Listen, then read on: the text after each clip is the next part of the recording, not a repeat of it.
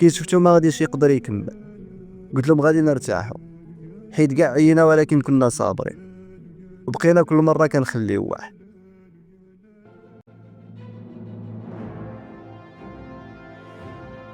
ريحنا شعلنا النار غير بالسيف حيت كان الشتا، حتى طلع الصباح مع 6 هكاك صافي طفينا ديك النار.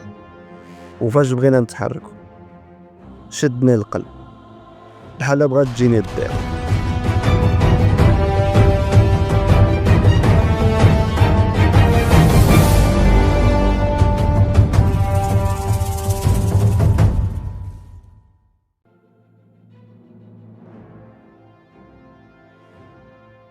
تكيت على عبد المولى وبقينا كنتمشاو، كنت غادي نكمل واخا يبقى غير عرق واحد كيضرب، حيت ديك اللحظه اللي ودات فيها الوالد عمرها فارقتني طول الطريق.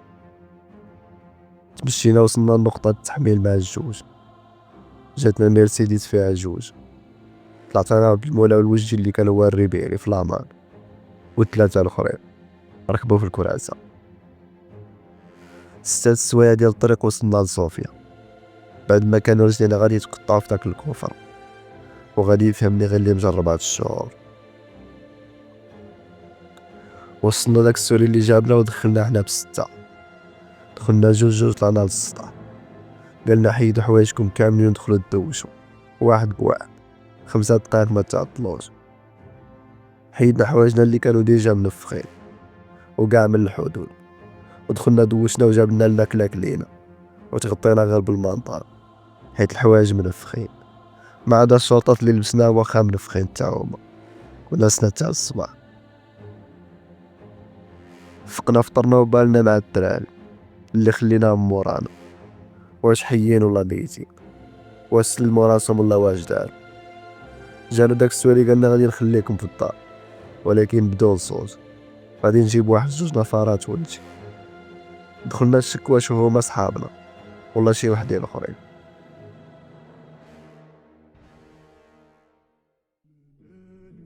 مشى عليا حتى المغرب وجابهم وشا، وواحد الحاله كانوا فيها ندم علاش فكرت تجي لتركيا. جاو دوشو وتعشينا ونعسنا، دوزنا ديك اليومين فيرسينا الفلوس باش نكملو. وصلنا لنا الحراق، قالنا بعد 9 غادي يجيكم الخطار، وفعلا جاو 2 ديال السيارات، درنا 4 وتحركنا قاصدين حدود صربيا.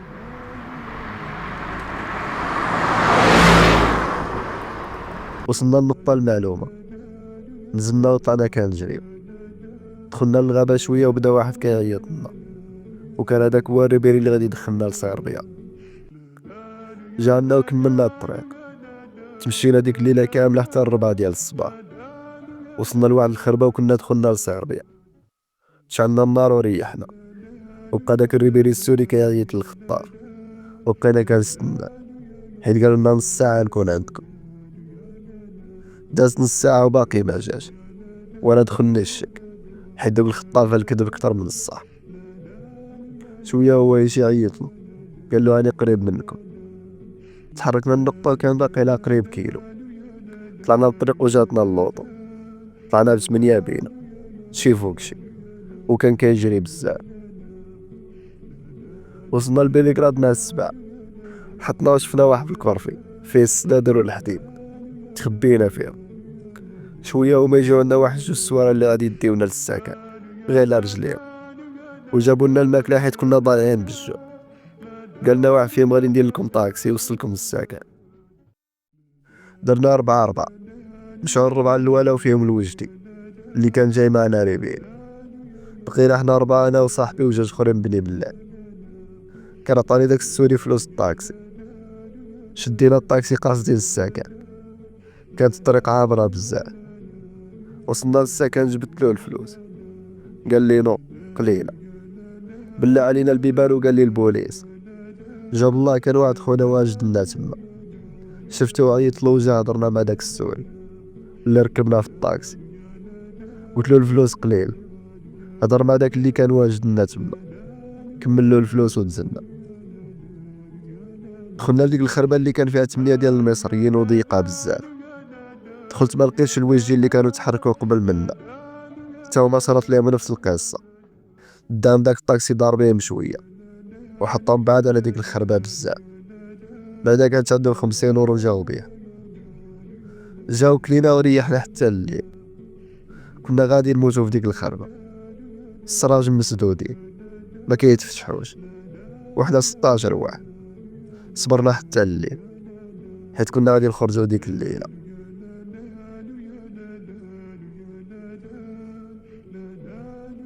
وصلت 9 ديال الليل وجدنا راسنا. شوية جات سيارة التحميل، جاو جوج وقالنا داك السوري غادي كل سيارة نركبو فيها 4.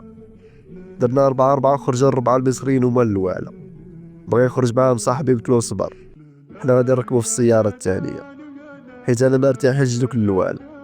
قال لي معليش وخرج. كي شفتو خرج حتى انا تبعتو.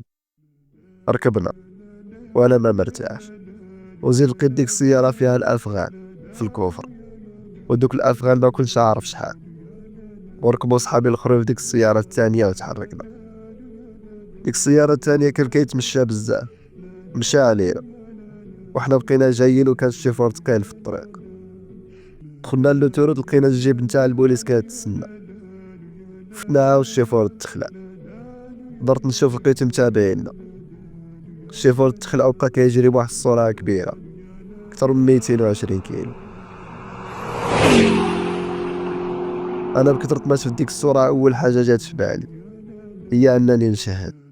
قلت ما كتابش هنايا، كتاب لنا ربي نموتو، حيت بديك السرعة والشيفور مخلوع والطريق كلها فيراجات ما كناش ضامنين راسنا.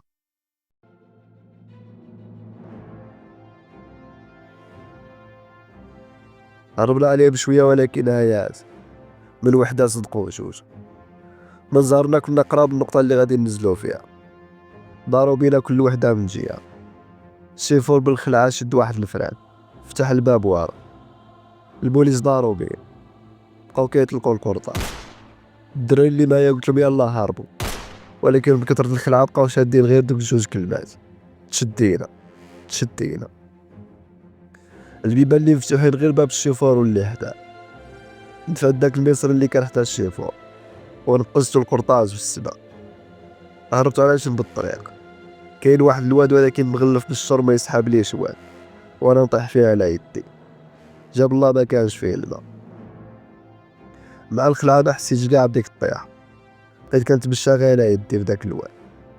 بعدت بواحد 100 متر خرجت وهربت مع واحد الحارس، وكانت الظلمة ولقيت عبد المولى حتى هو هارب.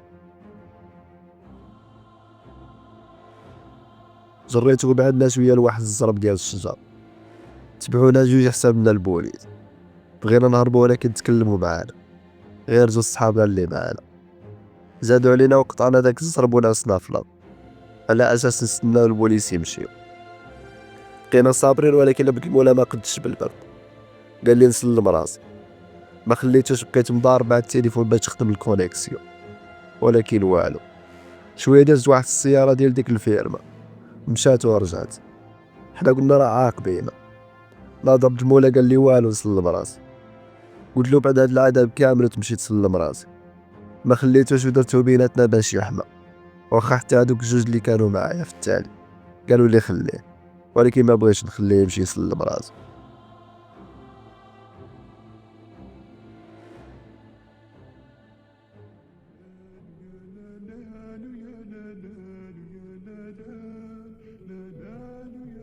وصلت الجوج ديال الليل. البوليس والو ما بغاوش يمشيو. قررنا نتحركوا على طرف داك الزرب. قلت لهم نمشيو غير مع الزرب، ولكن سليمان قالنا نتحركوا في اتجاه واحد الديور، ولكن في الحقيقة هذا كان بني جديد يلا كيتبنى. سعفتو في الرأي ديالو. مشينا قربنا وما يخرجوا فينا واحد جوج كلاب كبار بقاو كينبحوا بغاو التاني يهربوا. قلت لهم غادي غير نهربوا غادي ياكلونا. رجعنا على طريقنا بشويه والبوليس بقاو كيضربوا الضو جهتنا ولكن ما شافوناش حيت كان بيننا وبينهم الزرب ديال الشجر. رجعنا وكملنا مع الزرب بعدناه وقطعنا له تورود الشراء. دخلنا للغابة واحد الدري عندو الماوس عطاني التليفون وكملنا في الغابة قاصدين الواد باش نضربو على القنطرة حيت ما عندناش باش غادي نقطعو الواد وحيت تفرقنا مع الدراري اللي كان عندهم الكونيكسيون. الحل الوحيد اللي عندنا دابا هو القنطرة. وصلنا للواد ودخلنا تحت منا.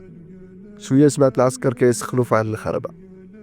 شيرت للدراري كانوا ورايا وقطعنا جرى. دخلنا للبوصله شدينا واحد البيستا وكملنا تما عاد ارتاحينا. كملنا تمشي حتى طلع علينا النهار. وصلنا لواحد ستاسيون مع ديك ال11 لقينا فيها الويفي واتصلنا بالحراق قلنا له راحنا في البوصله. تعجب فينا قالنا دابا يكون عندكم الخطاف. مع الوحده جانا الخطاف. ركبنا وصيفط لنا الماكله قصينا كنا ضايعين بالجوع. مع الخبزه كنا في الكامب ديال البوصله. وصلنا درنا الاجراءات ودخلنا. انا كان سابقني واحد الدري من العائله. عيط له تلاقيته ودانا مع الغرفه ديالو حيت كان فيها الشوفاج. ريحنا وكانوا مع دراري اخرين نور الدين والحسن وواحد الدري. جابوا لنا الماكله وداروا فينا واحد الخير اللي ما يتنساش.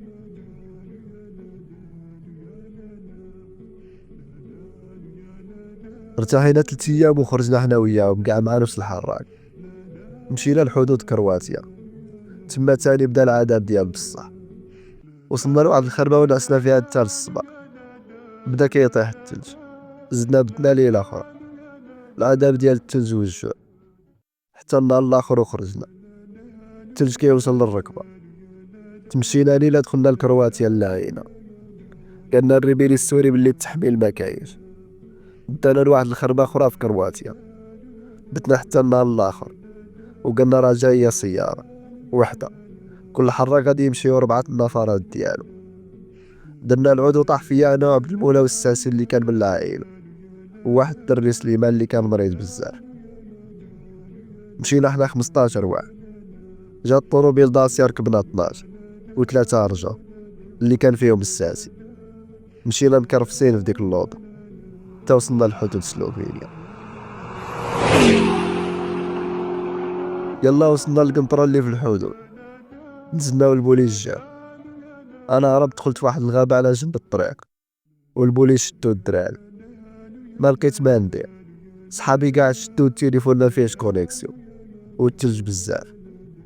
رجعت لعندهم شدونا داونا للمركز فتشونا خلاونا في على الغرفة يومين. بعدها طلعونا لواحد الكاب مغلق. لقيت واحد الدري مغربي تما قال لي يقدر يديكم لزاغريب العاصمة. جلسنا تما 4 ايام. النهار الرابع جاو عندنا طلعونا واخا ما عارفين فين غاديين بينا.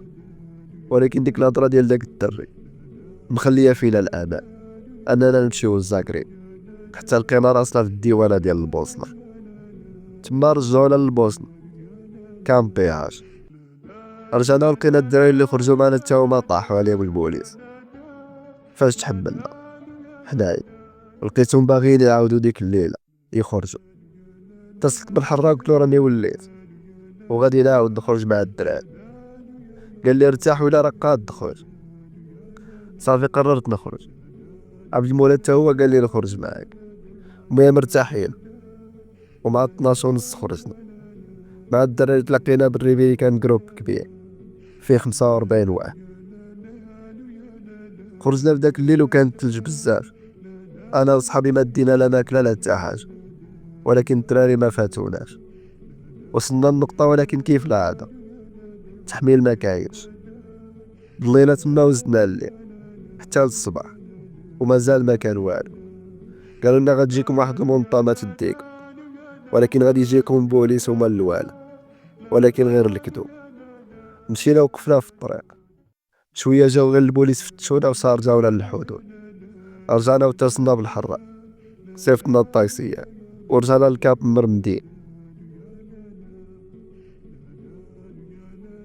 ارتاحينا يومين وقررنا نعاودو على الله الصدق. خرجنا ولكن ديما كيكون الجروب فيه بزاف غير من 40 واحد الفوق. مشينا بتنا في الغابه والصباح تحركنا. وصلنا النقطه مع المغرب ولكن هاد المره التحميل كاين ولكن شدوه في الطريق وشدوه ضد النقطه اللي حنا فيها. شفناه تعطل وحده الرجل. حنا يلا رجعنا وما يخرجوا ورانا بالقرطاس. هربنا ولكن ما بغاوش يطلقوا منا. هربنا شي كيلو في الغابه والجبال طيح وتنوض، واحد يوطاف واحد. الريبيري قالنا نسلمو راسنا، ريحنا تحت واحد الشجرة وقلنا منين هربنا غادي يضربونا. جا طلع واحد البوليسي وتبعو الاخر، من بعد نتا جوج عساكرية، ولكن ما ضربوناش. مشاونا في واحد البيستا كلها غيس قريب كيلو، من بعد قسمونا في جوج طافيتات وصلونا للحدود. انا والدراري ما تفرقناش، ولكن تفرقنا على الريبير. حطونا في الحدود وقالوا لنا قوم بوسنا. بقينا كنستناو التليفونات حيت كانوا يداوهم، ولكن رجعهم لواحد الدري، حنا ناعبين على الوجه. البوليسي حساب لما بغيناش نمشي وجراو علينا بالقرطاس، كيطفيو الضو حتى يقربوا لنا ويشعل الضو ويتيري في الارض. بقينا كنوطاو في بعضياتنا. دخلت في واحد الشجرة دات لي وجهي، ولكن شكون يحس بدوك الشجرة؟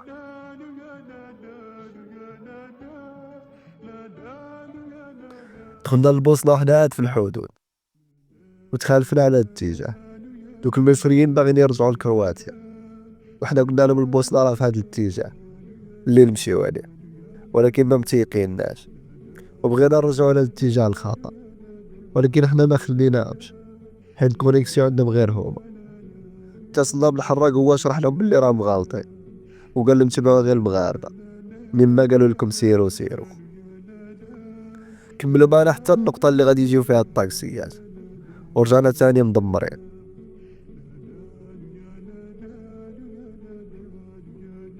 ارتحينا 3 أيام، جات الخرجة رقم 4 وخرجنا. جاو الطاكسيات خرجنا وصلنا للنقطة، لقينا الريبيريات معهم الجروب عاوتاني فيه 40 واحد، وقالنا اللي عنده شي تليفون يخليه من غير الا كان جديد. وريناهم التليفونات، قالنا هادو تخليهم. ترددنا ولكن الوجدي ما بغاش، بدنا لهم حنا الرجاء. خلينا مشاو ورجعنا على رجلينا من الوحدة ديال الليل، ما وصلنا حتى ل9:30، عيينا بالمشي.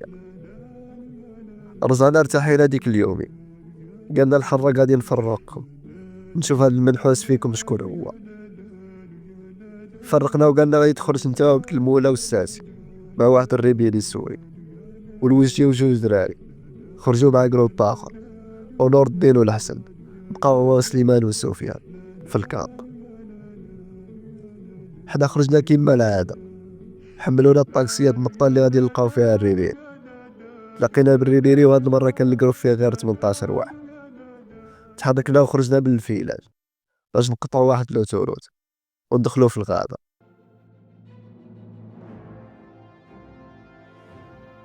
كاين واد قطع الريبيري هو الاول، ولكن انا حسيت بيه كيجر. بقيت مع الدراري في الثانية عبد المولى زاد مع دوك الربعة الاوال، زاد شوية للوسط هو يجرو الماء، وصلوا الماء حتى العنق. جاب الله كانت عندي واحد الكاشة، فاش جرو الماء بقى نص ساعة عند الدراري جبدوه. جا الدور فيا قطعت وكنت مثبت رجلي، ولكن واحد اللحظة حطيت رجلي في واحد البلاصة ما فيهاش الحجر. وصلني الماء للحزامة، قطعنا وحنا عامرين الماء وبرد. دخلنا للغابة وارتاحينا حتى طلع النهار، وتحركنا وصلنا لنقطة التحميل مع الوحدة. وصلنا جات واحد الطوموبيل تحملنا، واحد فوق واحد، ولكن صابرين. يلا تمشات بينا شوية، وصلت لواحد العقبة، قالنا نزلو ندفعو. نزلنا دفعنا وطلعنا ما كاملش 5 ديال الدقائق حتى دارو بينا البوليس. وقفنا فتشونا وبقينا تما ساعة. جات الصطافين داونا للمركز، بتنا تما في الصباح انا وعبد المولى وجوج مصريين، قلنا لهم قاصرين باش ما يرجعوناش. حتى الساسي قال لهم باللي قاصر ولكن ما تيقوش. داونا غير حدايا ودوك المصريين للكامب اللي في كاتينا. بصمنا وريحنا تما يومين، بعدا اتصل بينا الحراق باش نكملو. شدينا التران لزاغريب، وصلنا وقالنا شدو تران اخر متجه قريب للحدود. ركبنا حتى النقطة اللي ننزلو فيها، كان فيها الكونترول. انا نزلت ما شافنيش، ولكن الدراري غير نزلو شدو، ما لقيتش حل. فاش شدو رجعت عنده، وواحد البوليس بقى غير يضحك فاش شافني عرجت.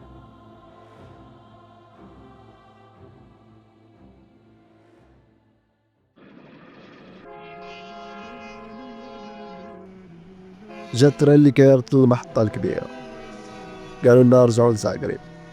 رجعنا غير بمحطة ونزلنا، حرفنا عليهم وكملنا حتى قربنا للحدود عند القنطرة. هضرت مع الحراق قلت له كاينة قنطرة، قال لي غير طلع ما كاين والو. يلا وصلنا للقنطرة وما شعلوا الضو، كانوا تما. قلت للدراري غير زيدوا معنا في النهار حيت كانوا بالطوموبيلات. شدونا عطينا من الوراقي ديال الطرد اللي عطاونا في الكامب كاتينا، روضاونا وجات الصافيط. جا فيها واحد الشارف مازال صوتو في ودني. ركبنا ودانا حتى للمحطة ديال الطوبيس، طلعنا وقالنا ما ترجعوش. مشينا في داك الطوبيس ولكن طريقو بعيدة على المحطة ديال زاكري. سونا لي الحراق قال لي ما تنزلوش، يقدر يرجع يقربكم من الحدود. ونكملوا دخل المدينة وما نزلناش، ضرب الدورة ورجعنا حتى لفين ركبنا البويس. درت نشوف لقيتو جاي طالع، قلت للدراري ديروا راسكم ناسي، الا قالكم علاش وليتو قولوا له ناسنا. داكشي اللي درنا. طلع فيقنا وقالنا اخر مرة ترجع ونزل. حنا زدنا غير شوية ونزلنا، مع نزلنا لقيناهم كيستنا، جمعونا ما خلاوناش. هاد المرة ما داوناش بالصافيط ولا بيستا، قالنا رجعوا على رجليكم. رجعنا حنا كنتمشاو وما ورانا، تدخلونا للمدينة باش ما نرجعوش. عاد قالوا لنا استناو البيس، نص ساعة جا الطوبيس. رجعنا للمحطة وتما تلاقينا بالساسي، حتى هو فاش مشينا حنايا جابوهم للزاكري. لقيتو في المحطة بدنا ديك الليلة تما مكرفسين والجوع. في الصباح اتصل بينا الحراق، قالنا هاد المرة غتمشيو في الطاكسي حتى للحدود. حنا عاد واقفين نشوف واش ندير، وواحد جوج بوليس وقفوا علينا. قالنا واش عندكم هنايا؟ قلنا له راحنا ماشيين للكاب حيت ما عندنا ما نقولوا. قالنا تبعوني. ركبنا في الطوبيس وقال الشيفور حطهم في الكامب اللي تما في زاغريب العاصمة. مشينا وحطنا حدا الكامب نيش.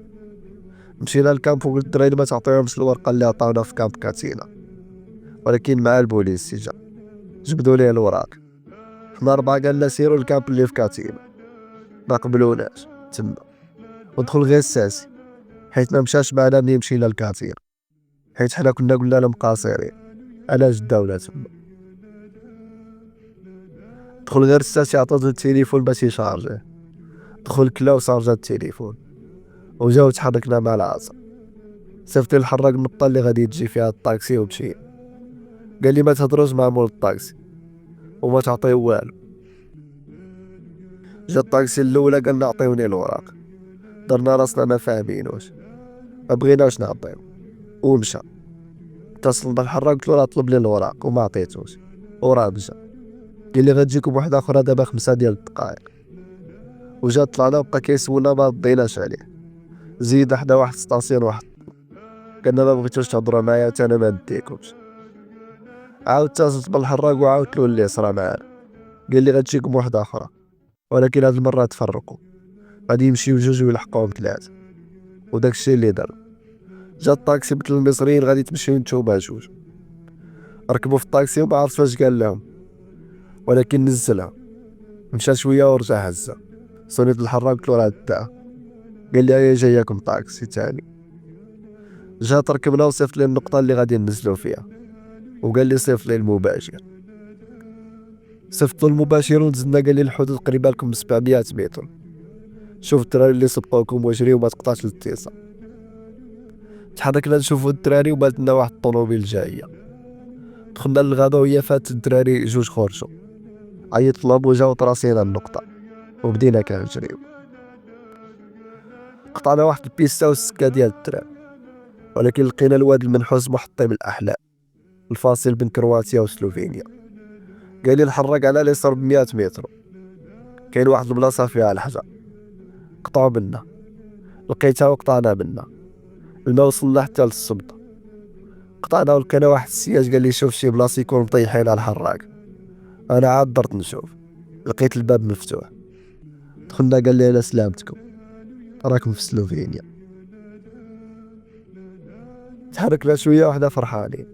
دخلنا بين 2 ديور، فتناهم ولقينا البوليس. مشينا عندهم فتشونا وسولونا منين دخلنا. طلعونا داونا لواحد المركز بالسمون وعطاونا الماكل وداونا للغرفة فين الناس مع كنا عيانين. نعسنا شوية وجاو فيقون. نضنا ركبونا في الكار مشينا للكاب اللي في العاصمة. ارتاحينا 4 أيام وكملنا الرحلة هنا 4. أنا وعبد المولى والساسي والوجدي دخلنا لإيطاليا حلم الشباب بعد معاناة كبيرة. اليوم أنا والوجدي وعبد المولى في إسبانيا والساسي في فرنسا. كانت هذه قصتي وتجربتي في دول البلقان اللعينة. كان معكم توفيق. إلا كيعجبكم هذا المحتوى ما تنسوش تبارطاجيو مع الأصدقاء ديالكم اللي عارفين التوبة غادي يعجبهم. والسلام عليكم.